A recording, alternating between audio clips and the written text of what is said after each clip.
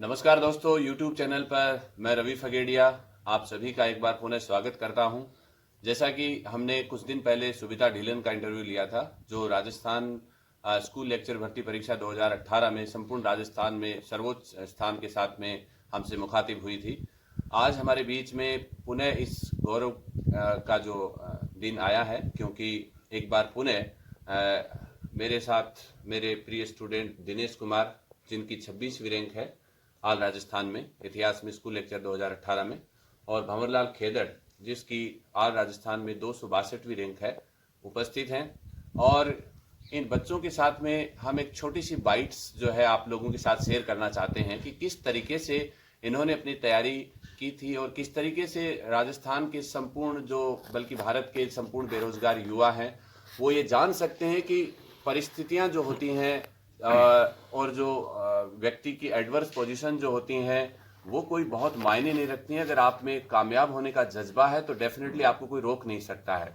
जिस प्रकार से एडमंड हिलेरी जो है 2 बार एवरेस्ट पर फतेह नहीं कर पाया, तो उसने एक बार हिमालय के सामने कहा कि मैं फिर आऊंगा और मैं इसे बुलंद करके छोड़ूंगा। तुम अपना कद बिल्कुल नहीं बढ़ा सकते हो, लेकिन मैं तुम पे चढ़ के जरूर दिखाऊंगा। और ऐसा उन्होंने किया और इतिहास बना दिया। ऐसे ही ये बच्चे हैं जिन्होंने अपनी कुछ गलतियों से सीखते हुए इस बार राजस्थान स्कूल लेक्चर भर्ती परीक्षा इतिहास विषय में एक बार परचम लहराया है। तो इनका हम स्वागत करते हैं। और अब हम ये एक एक करके इनसे छोटी छोटी बातें पूछते हैं। ये बच्चे पहली बार कैमरे का सामना कर रहे हैं, तो आप कृपया ये नहीं ढूंढें कि इसके अंदर कोई सलमान खान या शाहरुख खान बैठा है। जैसे कि आपने पीछे भी कुछ वीडियोस में मैंने देखा है, कहीं आपने ऐसा बताया था कि ये नहीं है, वो नहीं है, बोलने का वो इतना फ्रेंकनेस नहीं है। तो मानिएगा कि आप भी अगर कैमरे के सामने आएंगे तो आपकी स्थितियां भी कुछ ऐसी होंगी, है ना। जिस प्रकार से हम फोटो स्टूडियो में जाके फोटो शूट करवाते हैं तो जो प्रेशर आता है और एक हमारा नेचुरल कोई फोटो शूट कर लेता है, उन दोनों में फर्क होता है। सो आप हमेशा अच्छाइयां ढूंढें। बच्चे कामयाब हैं, इनका आत्मविश्वास रहा है, इसलिए ये कामयाब हैं, इसलिए इसमें पॉजिटिव वे में हमेशा लेते हुए आगे बढ़ना चाहिए। तो दिनेश कुमार, आपको बहुत बहुत बधाई, 26वीं रैंक आपको मिली है। और दिनेश कुमार पिछली भर्ती परीक्षा में अपनी साधारण गलतियों की वजह से जो है कुछ मार्जिन से रह गया था। ऐसा ही भंवरलाल के साथ हुआ है और दोनों ने इस बार अपनी गलतियों को दुरुस्त करते हुए अपनी सफलता है वो प्राप्त की है। तो दिनेश, आप अपनी सफलता में जो बच्चों की एक बहुत बड़ी मांग रहती है कि सर रणनीति किस तरीके से, जब हम बताते हैं तो बच्चों को ऐसा लगता है कि ये बातें तो एकदम मार्केट जैसी हो गई हैं और कामयाब बच्चे से सुनना चाहते हैं। तो अब दिनेश कुमार बताएंगे कि उन्होंने किस तरीके से जो है स्कूल व्याख्याता भर्ती परीक्षा में इतिहास विषय में 26वीं रैंक हासिल की। साथ ही इन्होंने 2-3 बार जेआरएफ भी कर ली है। तो और अभी ये हाल ही में एसएसटी के अंदर भी जो है बहुत अच्छी रैंक पे सेलेक्ट हुए हैं। तो दिनेश, अपनी पढ़ाई का जो रूटीन है थोड़ा सा जल्दी से बता दें। रूटीन सर ये था कि 5 या 6 घंटे की रूटीन के साथ हम लोग पढ़ाई करते थे। और शुरुआत में सर के नोट से पढ़े, उसके बाद में केसी श्रीवास्तव पढ़ी और प्राचीन के लिए, और मध्यकाल के लिए एलपी, और आधुनिक के लिए राम लखन शुक्ल पढ़ी।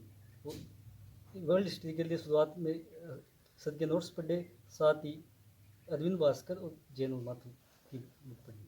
हाँ, इसके साथ ही सर से हमने समय समय पर गाइडेंस लेते रहते थे और ये हमें मोटिवेट करते रहते थे, और इन्होंने हमारा परीक्षा का डर दिल से निकाल दिया।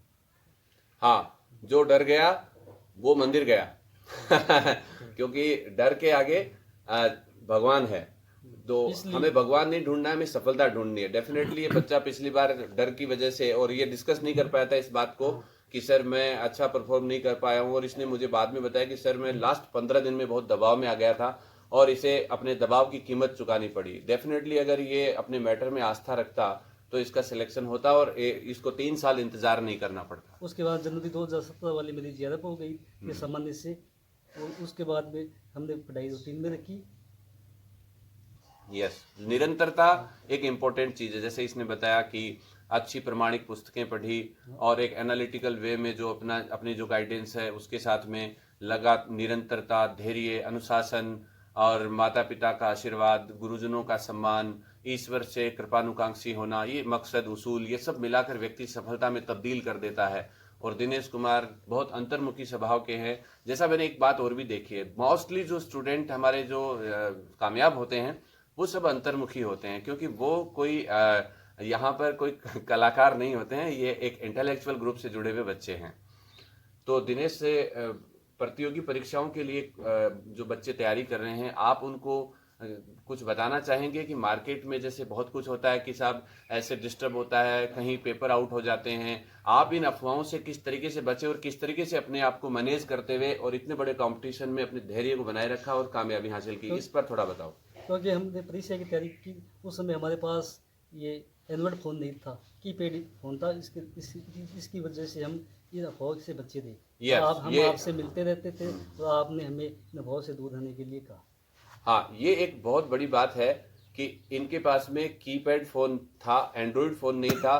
दिनेश का फेसबुक अकाउंट भी कुछ दिन पहले एक्टिव हुआ है और मतलब मोस्टली जो बच्चा, जैसे फर्स्ट रैंक पे जो बच्ची सुबिता ढिलन थी और फिर 6th रैंक पे जो बच्ची सीता बधाला है, 26वीं रैंक पर दिनेश कुमार है, इसके अलावा भी बहुत सारे बच्चे हैं, उनके फेसबुक अकाउंट नहीं बने हुए हैं, उन सब लोगों ने अब बनाए हैं। तो कामयाब होने के बाद में इन्होंने इस मल्टीमीडिया को एक लेवल के ऊपर जो है एक्सेप्ट किया है, लेकिन उससे पहले इन्होंने टाइम किलर्स जितने भी थे उन सबको डिस्ट्रॉय कर दिया था। डेफिनेटली दिनेश बहुत अच्छी बात बताई। और सबसे इम्पोर्टेंट ये होता है कि प्रतियोगी जब तैयारी करता है तो मार्केट में अफवाहें बहुत होती हैं और मैं ये मानता हूं कि असफल लोग जो होते हैं वो हमेशा अफवाहों के नजदीक पहुंच जाते हैं और सफल व्यक्ति होते हैं उनसे दूर बने हुए, अपने आप पे भरोसा करते हुए।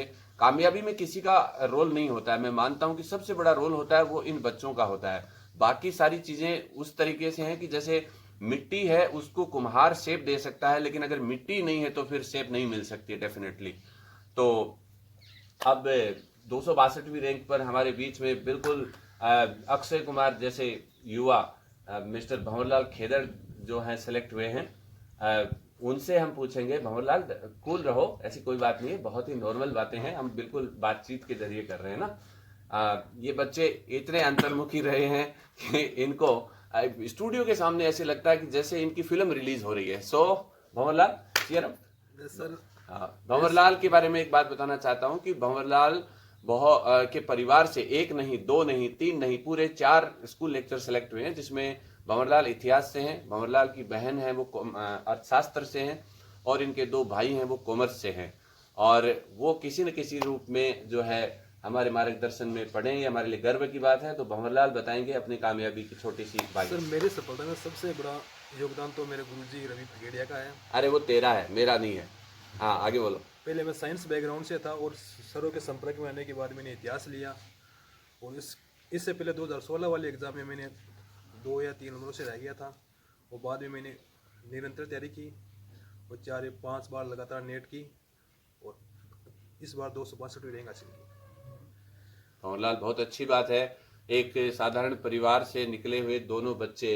और वैसे भी राजस्थान लोक सेवा आयोग में बैठने वाले हम सब लोग किसानों के बच्चे हैं और सब साधारण ही होते हैं। और सफल व्यक्तियों के जो तरीके होते हैं वो अलग होते हैं, सफल व्यक्ति अलग नहीं होते हैं, बल्कि उनके पढ़ने के और उनके मेहनत के, जज्बे के, उनकी आस्था के और ज्ञान के और अपने ज्ञान को चरितार्थ करने के तरीके अलग होते हैं। और यही बात है भंवरलाल ने दिखाई है। तो भंवरलाल, आप कौन कौन सा जो पढ़ाई का शेड्यूल आपका क्या था, किस तरीके से पढ़ते थे, कौन सी बुक्स वगैरह और सर, कितने पढ़ाई का घंटे? शेड्यूल यह था, सबसे पहले सरों के नोट्स और सरों के पहले इससे पहले मैंने सरों के पास 12 महीने कोचिंग की थी और बाद में प्राचीन हिस्ट्री के लिए केसी श्रीवास्तव, मध्यकाल के लिए एल पी शर्मा और आधुनिक भारत के लिए मैंने BL गौर की बुक्स पढ़ी। हाँ, तो बेसिक बुक्स हैं वो लगभग एक जैसी हैं। राम लखन शुक्ल है, आधुनिक भारत के लिए बताई है बच्चे ने। BL ग्रोवर भी बहुत अच्छी बुक है। हरिश्चंद्र वर्मा है और LP शर्मा है। इसके अलावा जैसे कि आपके टेट के लिए हाँ भारतीय इतिहास आ रही। हाँ, और प्राचीन भारत में केसी श्रीवास्तव है। और जो सबसे इम्पोर्टेंट जो गाइड आपने काम में ली दोनों ने, उसके बारे में भी आप बता दो। भारतीय इतिहास आर्य पब्लिकेशन की जाती है, टेट के लिए उसको उपयोग मिल रहा है। विश्व इतिहास के लिए ऑरेंज पब्लिकेशंस, हाँ। भास्कर वाली बुक्स। तो 2 गाइड बहुत इंपॉर्टेंट बच्चों ने बताई हैं। एक भारतीय इतिहास आर्य पब्लिकेशन की बुक है जो गाइड है, जो बहुत ही अच्छी है। इवन मैं भी उसका स्टूडेंट रहा हुआ हूँ और मेरी सफलताओं में भी उसका अहम योगदान रहा था। और मैं निरंतर बच्चों को सजेस्ट करता हूँ कि आप अपनी तैयारी करने के बाद में उस एक गाइड को एक बार जरूर गो थ्रू करें, जिससे कि आपको पूरा सामग्री जो है वो एक स्थान पे मिल जाए। इसके अलावा विश्व इतिहास में जैन माथुर के साथ साथ में मेरे प्रिय शिष्य अरविंद भास्कर की जो पुस्तक है ऑरेंज पब्लिकेशन विश्व इतिहास, वो भी बहुत अच्छी है, उसका भी आप स्टडी करें तो डेफिनेटली आपको सफलता मिलेगी। तो गाइडेंस बुक्स हैं वो लगभग सभी के पास होती हैं, लेकिन आपके काम करने के तरीके अलग होने चाहिए, उसी से जो है आपको कामयाबी मिलेगी। भंवरलाल, बच्चों को कोई संदेश देना चाहो? अब बच्चों को मेरा संदेश ये है कि पढ़ने के लिए सबसे पहले तो ज़्यादा किताब नहीं पढ़नी चाहिए, 4 या 5 किताबें ना बेसिक, इनके अलावा कुछ नहीं पढ़ना चाहिए और निरंतर अध्ययन करना चाहिए। Very good. 5 या 7 घंटा दिन में पढ़ाई बहुत है। इसके अलावा आप ज़्यादा पढ़ने से कोई फायदा नहीं होता है। ये 5 या 7 किताब बहुत है पढ़ने के लिए। हाँ, एक ही चीज को आप 10 बार पढ़ें बजाय 10 चीजों को एक एक बार पढ़ें, तो ये सफलता में बहुत अहम रोल होता है। ये इन बच्चों को मैंने काफी अरसे से सिखाया भी था कि आप जगह जगह गड्ढे खोदें, इससे बढ़िया है एक ही गड्ढे को काफी गहरा करें जिससे कि पानी आपको मिल जाए। तो डेफिनेटली ये सारी बातें बहुत कॉमन सी हैं और मैं समझता हूं कि आप लोगों के लिए ये साधारण परिवारों से निकले हुए दिनेश कुमार और भंवरलाल खेदड़ एक आदर्श के रूप में होंगे और आप इनसे प्रेरणा लेकर अपनी सफलता की नई जो है एक कहानी लिखेंगे और उसके साथ ही मैं आप लोगों से फिर मुखातिब होऊंगा। धन्यवाद।